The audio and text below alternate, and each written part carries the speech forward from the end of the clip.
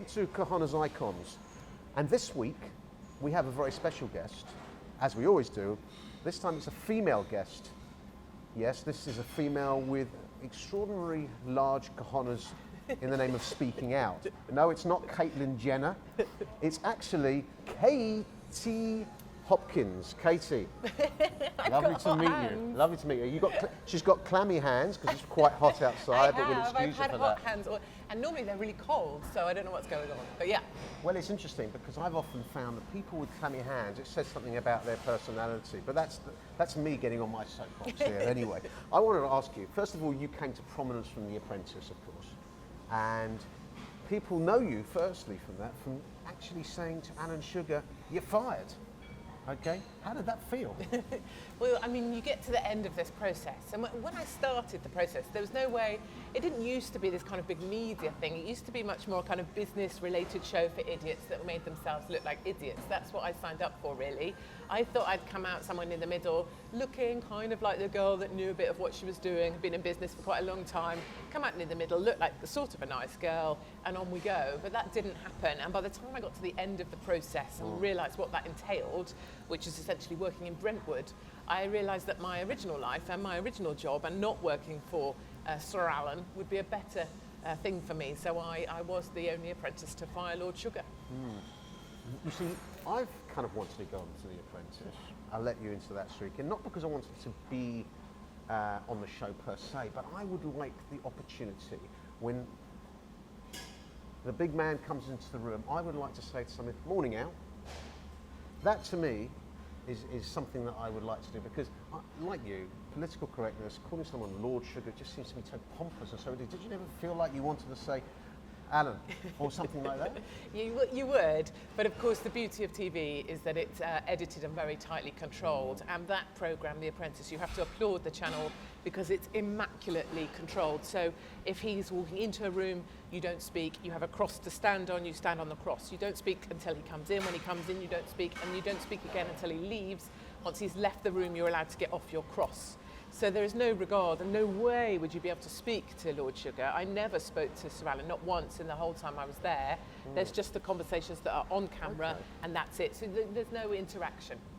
Well, let me ask you, speaking out is your thing. And it's one of the things that I talk to people about because it's incredible how many people just don't even have the guts to complain when their meal comes cold in a restaurant. Speaking out, have you always been upfront and honest? Always? I never knew. In fact, I still don't really know that I'm doing it. I still don't really know that I'm speaking out. So I don't kind of wake up in the morning, have a shower, and then go, right, I'm now speaking out, woman. This is me speaking out. I just kind of do me and say what I think when I think it. And I also have to, and have had to become more and more robust to kind of be able to let all of the noise, and I do see it a bit like this, you know, let the noise go off me, let the attacks go off me in terms of verbal attacks on Twitter, not physical attacks. Let that flow off and make like an arrowhead and keep going with the thing I want to say. And this week in London, it's been a very difficult week. We've just had the attack in Manchester. It's been, you know, I still feel emotional about it, and I feel very keenly at the moment, right now, that I need to speak, because I need to speak for people that can't speak, or people that don't need all that hassle, don't want all that strife, and I get that completely. No one needs as much grief as I get, but I feel that it's an important message. I feel like I have a sense of, it's like a sense of duty to say this stuff. I get email from people, you know, I get hundreds and hundreds of emails from people saying, I can't say this but this, and I feel like I've got a duty to kind of say that stuff. So you have to be kind of tough. Are you ever fearful of saying certain things? I'm not afraid of saying anything because I'm not afraid of the consequences. You know, I'm 42, I'm married, my husband's great, my children are happy and they're well, like they're healthy, and they weren't always healthy. I wasn't always healthy. So ultimately, the consequences for me aren't that significant. The consequence of speaking out can never be that bad if my family are well. This week really reminds me of that. And also, you know, what's the worst that's going to happen is that I'm going to get locked up. You know, I've been put under investigation this week for my tweets. Okay, I'll get locked up, but then maybe I'll write a book in prison. So I look at it like that. You're not fearful of anything? I'm not scared. I'm not afraid, and I'm not scared of anything. And it's interesting because I know that one of the things that this is about is that many people have Achilles heel. We all have certain things that worry us that we have, fearful of. And I know that you, as you said, you've had some health issues. Yeah, I had from surgery epilepsy, for my epilepsy, From yeah. epilepsy, which is a difficult thing to have. And let me ask you, some people would have taken that to the point where they couldn't do anything with their life. You perhaps have taken it to a point where you could. But did that knock your confidence for many years? Yeah, epilepsy is really, anybody that's got, people think, I don't understand what it might be like to have a condition, any condition, And I live with epilepsy since I've been 20. How squeamish are you? I'm not squeamish. So give me your hand, put your upper arm out. Are you sure you're not squeamish? I'm not squeamish. So that Oh dear. is my Blimey. brain there. Wow. So She has got a brain. Yeah. I'm missing that bit of my skull Wow. now. So that's where they went in to That's get the amazing. bit that had the epilepsy. So I have a little sunroof missing. I need to get one printed. They 3D print them. But my point is, importantly, that we have these conditions. All of us have something wrong with us. I believe that to be true of all of us. And sometimes we have to celebrate the thing you did do, not the thing you can't. So, for some epileptics, just to get down a flight of stairs, people don't realise stairs are actually properly scary if you're someone that fits. To get down a flight of stairs, to get out of your front door is an amazing thing. And that's kind of my message is do the thing you do and then be proud that you got that bit done, even if it's getting down Did a it flight knock of stairs. your confidence though for years at all? Yeah, and I pretended to be brave. I think that's the truth. For a lot of time of my life, I pretended to be brave. So I fought back. I applied to join the forces. I went through Sandhurst. I thought if I proved to them I could do Sandhurst, which I did, they would allow me to stay. They didn't, and it's against the rules. I understand that. But also, sometimes I think in life, if you pretend to be brave, you just have to wait for the rest of you to catch up. So I might be in A&E overnight having my arms used to dislocate with my fit, so they would get relocated. And then I would just put on a brave me with pretending I wasn't hurting and wait for the rest of me to catch up. And I think that can be a useful message. So the answer is, and I often use it, is act as if. And it's often a situation where I always often say to people with it, your physiology can change your psychology and vice versa. And that's something that you've employed, right? Yeah, absolutely. I really feel like you have to sometimes, and it's not admitting to the true you, it's not hiding the true you or lying, it's just giving yourself a moment to say, right, here you go, you can do, it's more self-belief, but you're positioning yourself here, and then as you go, yes, I can do this, I can, and then you'll get there. And I think that's okay. And if you also fail a bit along the way, that's okay too, because you can scoop yourself up and try again. Sure. I really believe that. Well, what is it they say? Failing to try is actually the real definition of failure. So you've used your health issues as almost fuel in your journey to success, is that right? Yeah, I would really believe that I would look at my epilepsy as the thing that's allowed me to have a platform now to speak. And I also believe that this fearlessness that I have, that I feel, is definitely, so surgeons said when we were weighing up, should I have this operation?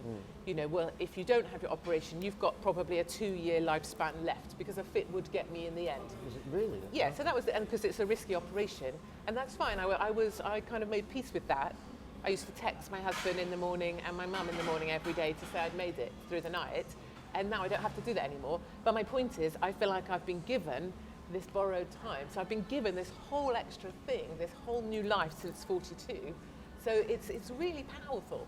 Well, so I think it's an amazing story. And people criticise you for saying certain things. In fact, that's one thing.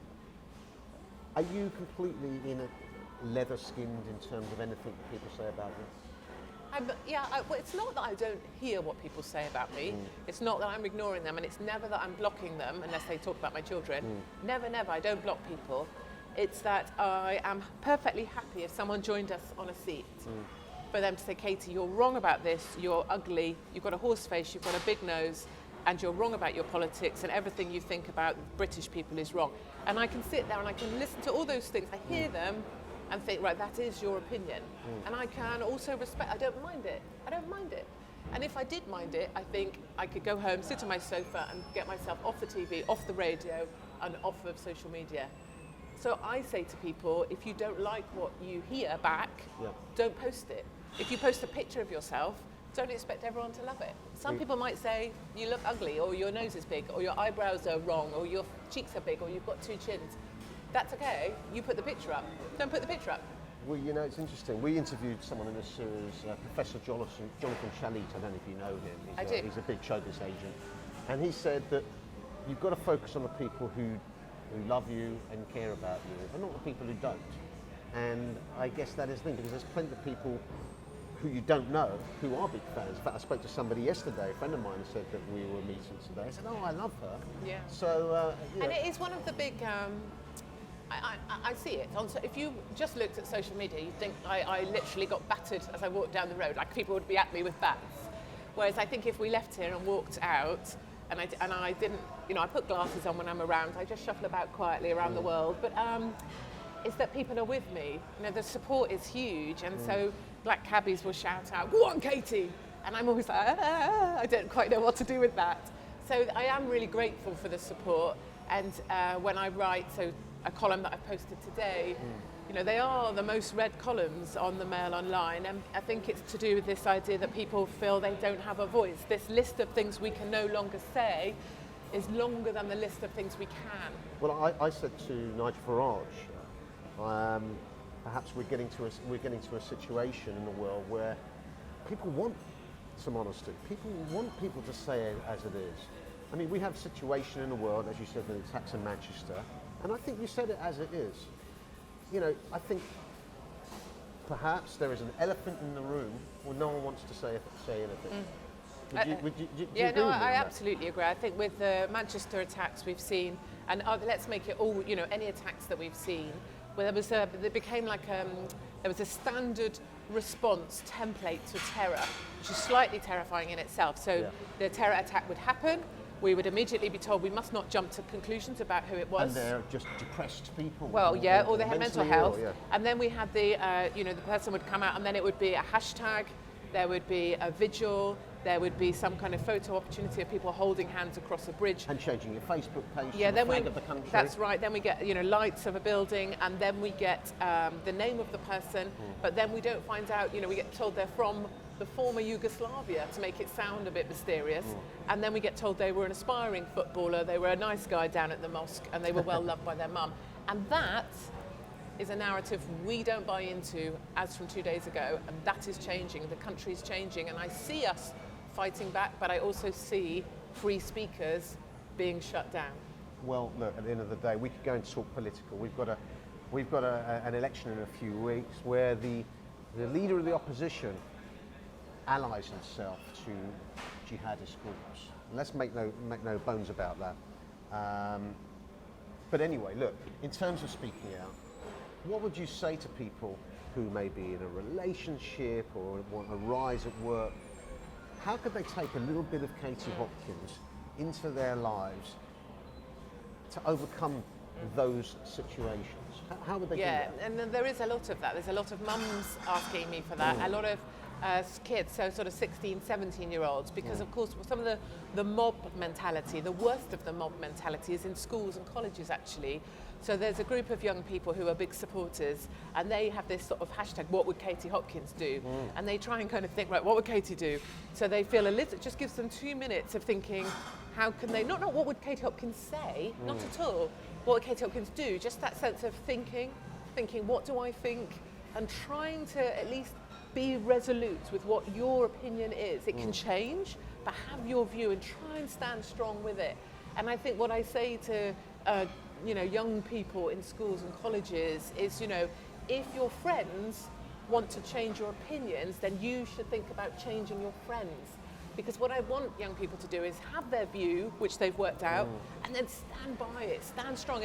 And I've seen, so mums have got in touch that in their politics class, her son, this lady, her son was a Brexiteer and supported Trump and then owned up to it. And he was then hounded from his politics class because no one would sit next to him and they bullied him. And, you know, and it's got like that, where kids are forced into a way of thinking. There's indoctrination in our schools. And so I say to people, if you can, feel that you have inward strength about your personal view. You don't have to tell people. You don't have to have the backlash, but know yourself. So even if Trust your inner self. Yeah, and trust in you. So even if this person is saying, oh, Brexiteers are idiots, no one would vote for Trump, maybe you love that, but you don't have to say, actually, you're wrong. Know yourself. and let them have their opinion. Know yourself. So that's Who are it. your icons in terms of people you think have got balls, cojones? Who are your icons? I like Bibi, so I like Benji Netanyahu. I love the Israeli okay, Defence Force. okay. So they're my kind of heroes and icons because they don't they're not frightened of anyone, and they're not frightened to act. And the IDF are not frightened of anything. So I love them all very deeply. I follow them on Twitter. I used to love his old spokesperson. Was it Mark Regev? He's the ambassador here now. So I love Mark Regev very much indeed. It's like in media, I think he could teach so many people so many things. I really like to meet him sometime. I never I have. met him on Monday night, actually. I'd love to meet him. I love Boris Johnson in his intellect and his vocabulary and his linguistic ability. It's elements of people I think I love. It's not a whole person. Sure. It's a bit of Boris and a bit of Mark and a bit of, that lady who's got real balls. And Alison Pearson, she's got strength. If I could make a person with all these bits, you'd have this huge, one powerful beast. You know what? It's incredible because meeting you today, it's a pleasure, and I resonate with a lot of what you say. I've got a slight dilemma that maybe you can help me in. Oh no. Yeah, I mean, there's a guy in my gym, okay, who's got horrific BO. Oh. Right? And on the training mats, if ever I want to go and stretch, and When he's he's training there, and he's all clothed up as well, he absolutely Honks. reeks. And now I have thought to myself, maybe to buy him some deodorant or No, something. don't do that. Or just to speak to him and say, look, you're a little bit smelly. But how would Katie Hopkins deal with a situation like that? I think I would try and be the person that maybe they have the odd chat with. So in the gym, it might be that person that you say, all right, every week for 8 months, all right, and eventually you get talking, and eventually you might get to the point where you go, do you know what? I think this whole gym stinks a bit. I think everyone in here needs to wash a bit more, and see if you can do it that way. So I can honestly kind of say, indirect approach, I think I will would. work. I don't think I could ever, and also specifically because it involves a gym, I suppose I love anybody that's making even the vaguest effort of doing exercise. However, sit me on a plane, someone smelly next to me on a plane, I am ringing the bell, I'm asking the air stewardess, excuse me, can I move? This gentleman smells. And I would say it blank to their face. So the gym, that's a different me, because I like anybody that can do exercise or is trying, I'm backing them every way, every step of the way. Put someone smelly next to me in a space where I have no choice, I'm complaining. I'm okay, my breath doesn't smell or anything like that? I haven't complained. I did have a minute before we started the interview because I knew we were going to be literally only a foot away. Listen, Katie, you've been great. Before we go, always on Cojones Icons, we always have our Cracker Jack moment. Okay. Okay. So the first thing is, I've got to present you with the Cojones limited edition. Is it, how limited is it? Limited edition. Oh well, listen, it's just 40,000. just for you. Limited edition Cojones T-shirt. Would you like me to put it on? You can put it on, yeah. I can put it on. I'm sure it will suit you all in black. I am. I don't know why I'm all in black. No? Must have been the mood I was in when I woke up. It's funny, my wife likes the colour black. And she don't- wears I it a don't lot. And I normally- was going to say to her, were you an undertaker in a previous life? There you go. It emphasises my huge boobs. Well, listen, my eyes didn't go anywhere near that region, I can promise you It that, wouldn't matter Katie. if they did, you wouldn't I find am anything. a gentleman. Although, having said that, walking past here in Leicester Square, I saw something called gentlemen's clubs. Oh yes, Paradox. they still exist. That's a bit of a They're bit still here. of a ridiculous Yeah, thing to although say. I think there are a lot of girls in them. Yes, Like I am a girls. gentleman, so I go to a strip club. Okay, I don't actually, by the way. Never mind being my thing. I And don't care also, if you did. one last thing, we have the steel balls, especially for Katie, because let's Thank face you. it, she's got them. Katie. Do I insert these? You can do whatever you want with them. Okay, some people just play with them as you do. And Thank you. it's been great to have you on. Thank you so much. Thank you very much. We're very grateful. I'm very proud of these.